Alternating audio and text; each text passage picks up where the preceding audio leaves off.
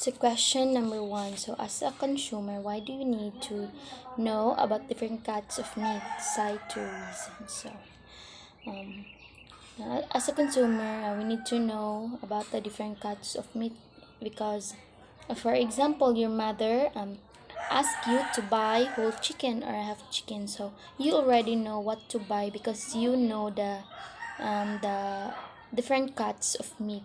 Okay, so next is um, um, we need to know about different cuts of meat to know where the meat is located in on the animals. Okay, right. So question number two. So in the chicken selection guide, what classification of chicken is best to use in preparing fried chicken? Why?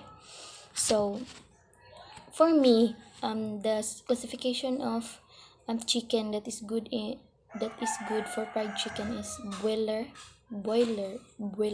Okay, so why broiler? Because broiler is young because they are just 45 days.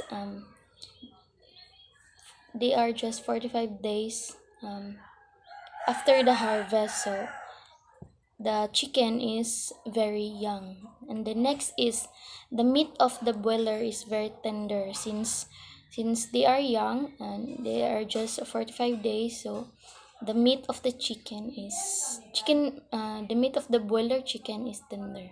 Okay, so number three question. So between commercial food service and on-site food service, what best suit to a business-minded person? What business should he or she start, and where should it be placed? So between commercial food service and on-site service, so the the best suit to a business-minded person is the commercial food service because um, the business-minded person wants to have a big profit. So that's why if they start up the business, they should start a restaurant. They should start a restaurant because restaurants has big profit. So where they should build their restaurants. So they should build the restaurants in the city where there are many people to eat in the restaurant, so where the people can visit the restaurants. So the city is best for building businesses because there are many customers. Okay, so in slaughtering, what will happen if we don't not follow the proper procedure? Give the result if proper procedure will not be followed and explain it.